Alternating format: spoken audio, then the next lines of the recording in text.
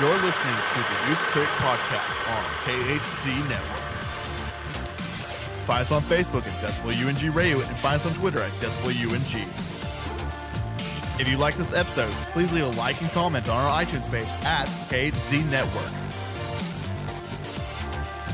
And now for the podcast.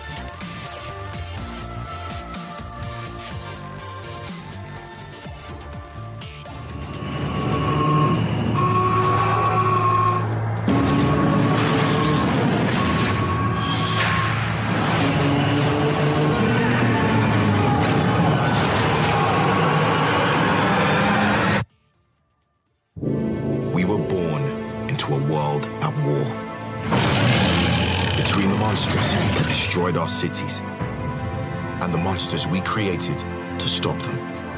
We thought we had sacrificed enough. But the war we thought we finished is just beginning. And the only thing standing in front of the apocalypse is us. War ready. But it doesn't matter where you came from, who believed in you and who didn't. This is our time. This is our chance to make a difference. Hello, everyone. Welcome to the Youth Critic podcast. I'm your host, Cale Smith. Joining me today is Aversa from the Waffle Press. Hey, how you doing? Today, we are going to be talking about Pacific Rim Uprising.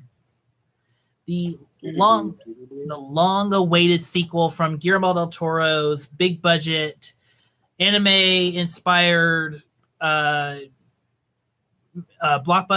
I don't know if we can call it quite a masterpiece yet, so I'll just stick with blockbuster. We've waited for almost 5 years, and we finally gotten it. And Gene, what are your thoughts on Pacific Rim Uprising? Well, I got to see it early, a bit earlier than most, back in February. So I've had this film on my mind for a while. It was good for me. It was, I definitely see some stuff that might turn people off to it, but it was very much an anime. You know, you said the first one was very anime inspired. Mm-hmm. This one was like a total anime film. Like, I was thinking about it the other day, and this was just, full-blown anime where it's like certain characters, they're pretty anime-like. Their arcs are very like out of like a Robotech episode or something. I wouldn't say they're like one-dimensional, but a little bit.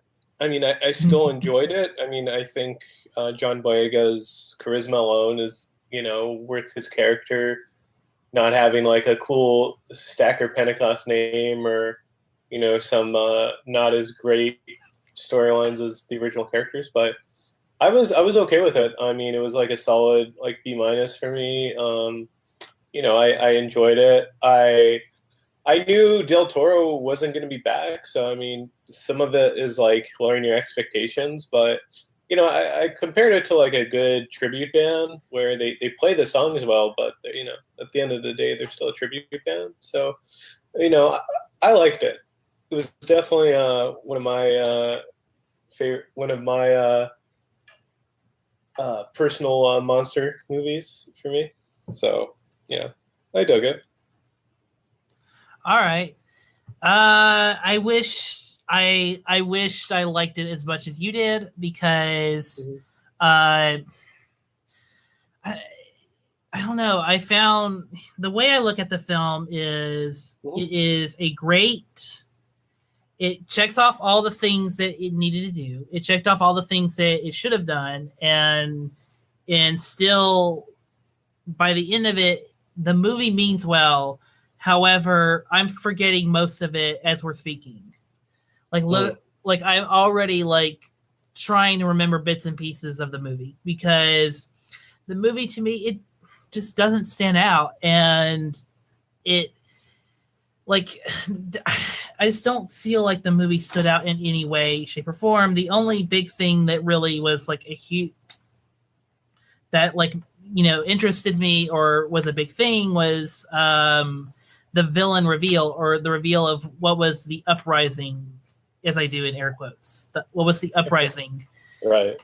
That was the only thing that kind of was interesting. But other than that, the more I think about it and the more I kind of look back, it's just an average blockbuster. And there were a couple times where I was trying to lower my expectations. I was trying to like reel back in, because not only do we not have Del Toro, we do not have Charlie Hunnam, we don't have Idris Elba, and we don't. Well, we knew we were never going to have. Yeah, we were. Yeah. Well, oh yeah. I mean, I knew we were never going to have Elba, but still, we. But I was just trying to keep in mind, like, okay, this is really more of a standalone story in the Pacific Rim, because almost all the because there's only 3 characters back from the first movie, and one of them kind of just goes in and out. Like they come as soon as they go. They come in and then they leave. So it's right. So it's kind of it's an odd and somewhat bold sequel, and almost in its own way a legacy sequel, like The Force Awakens was. A little bit, yeah. It's a little like jarring because it's just like 5 years ago. Yeah. Mm-hmm. Like it was a huge amount of time passed. Mm-hmm. And yeah, but other than that, I thought John Boyega did a really good job. And who's the new girl? I'm trying to keep up with who's the new girl. Oh yeah, his sidekick. Carly Spaney. She was really good in the movie. But other than that, I thought everything was average. And much like earlier this month with A Wrinkle in Time, I felt like, there's all this new things, and there's all these, new things happening, in this world, and we don't take time to explore it or get to know anyone in particular, other than by that person is a Russian, that person is that person is that person, and it's just like we're just going by little bits and pieces here. So yeah, I mean, but then again, I mean, in the first movie it was a bit like that, where some of the pilots were just kind of, you just knew them based on like, they're the Russian pilots, they're the Chinese pilots. Yeah. Sure, but in a lot of them like perished, as soon as we met them. So if I remember that correctly, a lot of the pilots that we met, and then you get to the English, were they English or Russian group of people, and you got to know them a little bit more and knew them a bit more in the movie, the Russian, like father and son. And for sure. Mm-hmm. And you got to know a little bit more about Riley, and you got to know a little bit more about Mako. And so yeah, it's just, the way I look at it is it's an average sequel, and if they make another one, fine. But I'm kind of like, I don't really care that much about the Pacific Rim universe, especially since Del Toro is barely involved. I would disagree. I feel like his influence, you could definitely see, like a lot of creation. A lot of his creation is like living through his, all the staples he left there, where his influence is still very, is still seen and heard, even though he's, just executive producer, and a lot of his script was changed, I believe. But I mean, I still felt, his hand at work, I would say. I mean, they borrowed stuff. He gave them some advice on inputs. I mean, sure, but I mean, I would just say that. I mean, obviously they were going to borrow some things from him or from the first movie and carry stuff through, because it is the sequel to Pacific Rim. Right. But I felt less of his touch in this, and again, we are going to have to lower our expectations here. But yeah, of course. But the thing is, though, if you're gonna have this whole new movie with all of this new stuff, why not just tell a new story? If like that was kind of my thing was, especially if you're gonna kind of ditch all the older stuff, or not follow through on some of the things that were from the first movie. So it's just all the things that I was not really into, and but overall I just felt I was just not amused by the punching. I was not amused by punching and explosions in Tokyo. And I will admit this. I did chuckle that Tokyo is getting destroyed because like 5 years ago, the destruction porn of Man of Steel was such a big deal, and Pacific Rim is just like doesn't care. Tokyo's getting destroyed. I mean, but that's such a staple of monster movies where the city gets destroyed, or a lot of destruction. I'd say that's different than like Man of Steel, where it's like this guy, or excuse me, this is like a superhero film and he's supposed to protect everyone.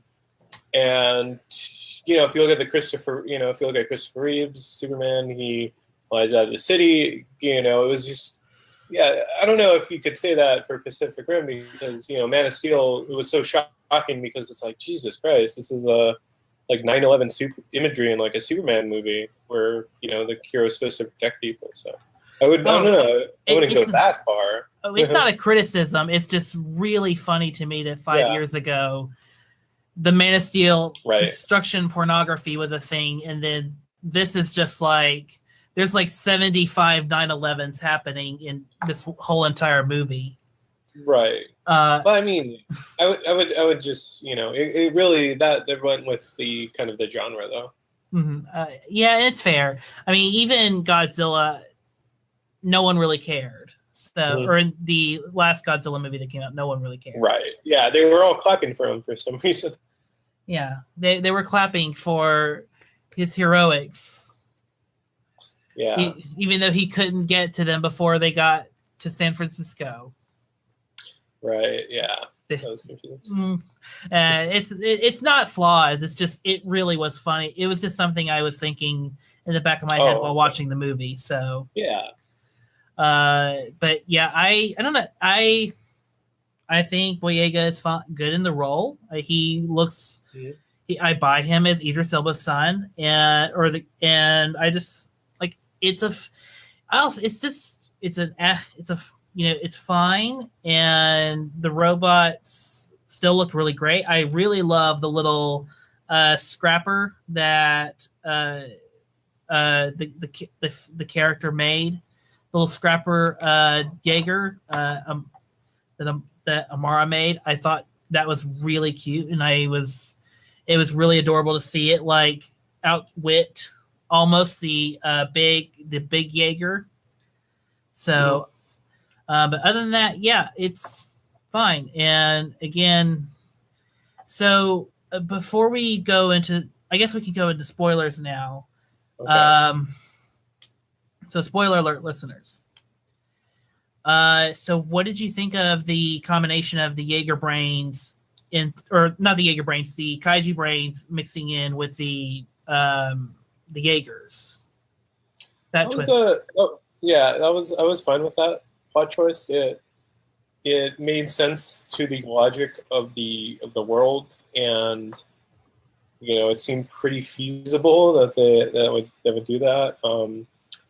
Going off that, I felt Charlie Day really stole the show as the villain. Surprisingly, he was like evil Charlie from that one episode of Always Sunny. Yep. Yeah, I mean, Charlie Day was having a blast. He was having a blast being, the villain, and it is a little creepy. I'll admit it. It's a little creepy to see him just totally villain out. Like do you remember the Vacation remake? Yeah, I never saw it, but yeah.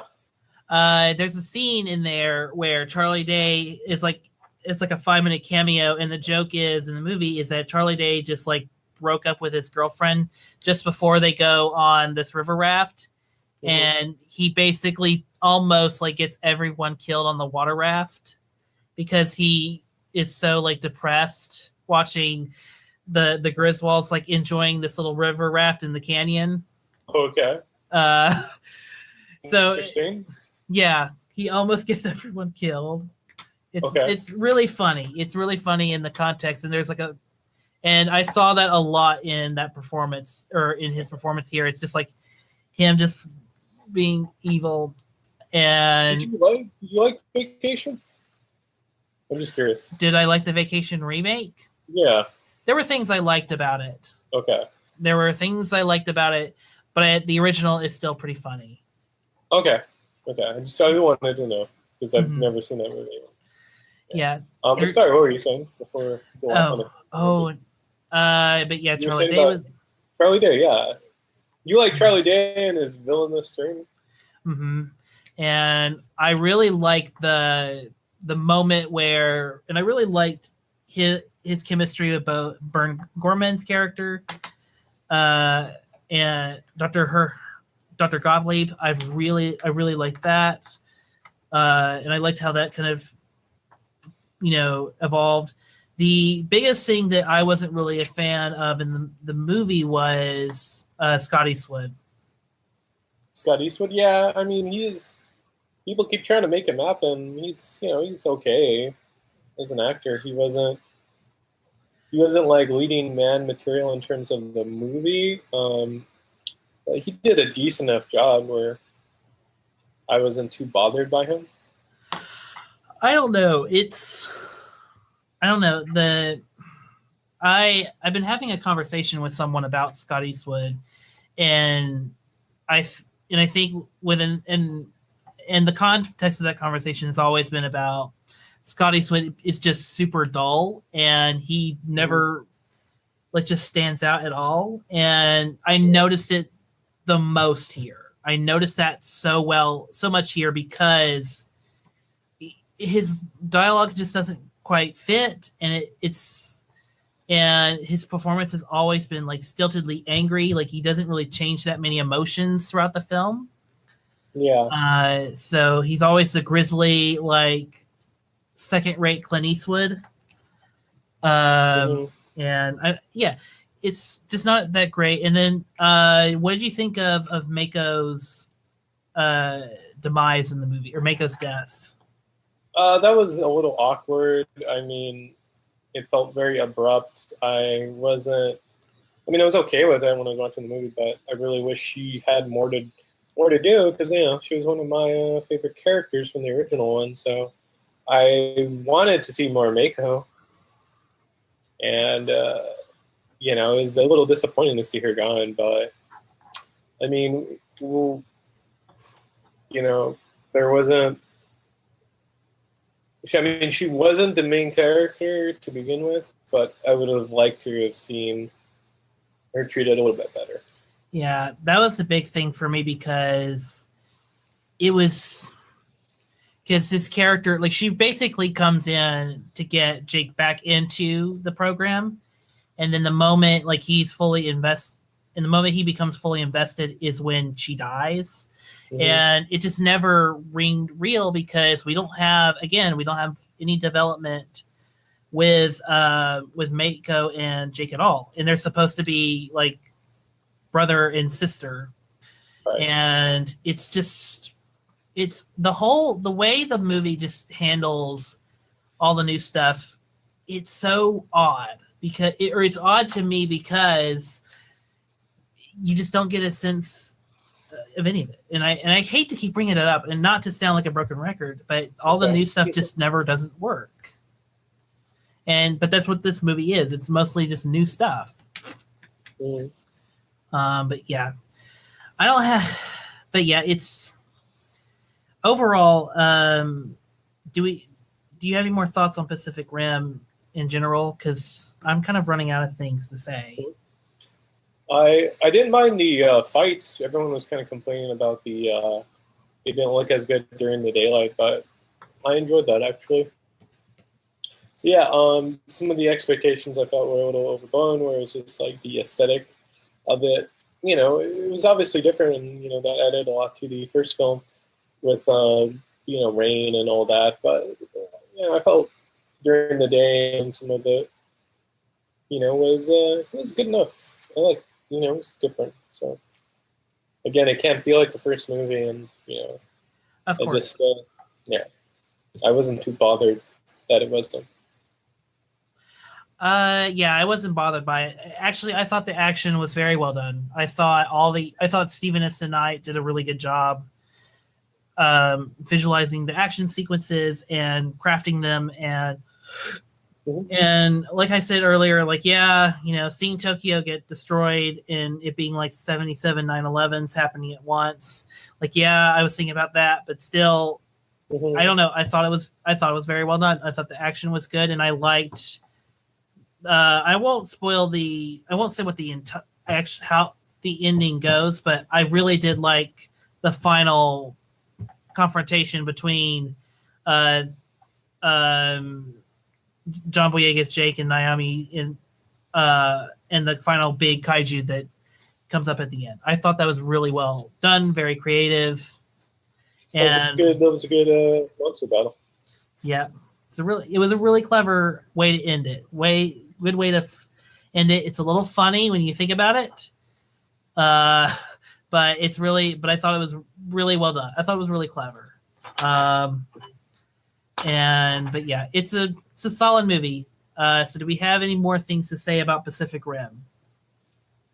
No, nothing else. It was I mean, how bad do you think your expectations were in regards to your view of the film? How low were my expectations? Yeah. My expectations, I always try and keep them in check. Okay. Even with Star Wars, I try to keep everything in check because I don't want to overly anticipate something. And I have done that before. But I kept my expectations a little lower because I knew Del Toro wasn't really involved in the movie, and this was Stephen S. Knight's first movie, even though I really liked his first season of Daredevil. I really dug that first season, and I really liked how he, kind of worked with Goddard's material and kind of made a very interesting arc for Daredevil that season. So I kind of kept that in mind, and then I like John Boyega, and I like most of the cast, so I kept everything in reasonable perspective.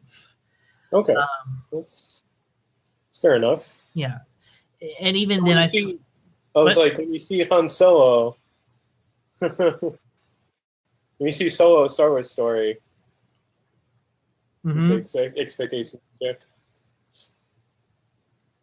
Keep expectations low on Solo. Yeah. I will. Or I'll keep them in check, because Star Wars, even with Rogue One, after all of its problems, still was an entertaining movie. Yeah, no, for sure. Yeah, so I'll always try and keep my expectations in check, even with Star Wars stuff. So with that, Gene, do you want to get to the Twitter handles, plugins? Sure. Oh, of course. You could find me on Twitter, Instagram, Gene9892. You could look for the Waffle Press on Facebook and Twitter, at the Waffle Press. Look for us on YouTube and iTunes. Please subscribe if there's something you don't like. I don't know. Watch it anyway, I guess. Like it anyway. Mm-hmm. Yep. Great stuff. And I think this week, our friend Diego is posting another retrospective, isn't he? Yeah, I believe so. You should have some stuff up. All right, cool. And you can find me on Twitter at MovieKale, and you can also follow this podcast at the Youth Critic, and you can also follow the channel that distributes this podcast at KHC Network. Gene, thank you so much for coming in for this podcast. Yep. And we will see each other very soon for Ready Player.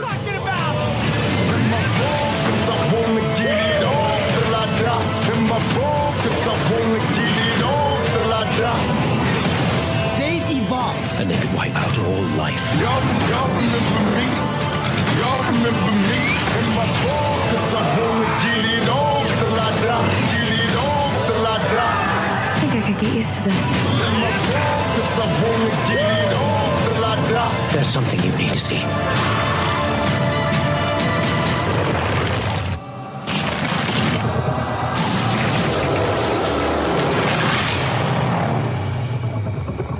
Well, he's pretty big.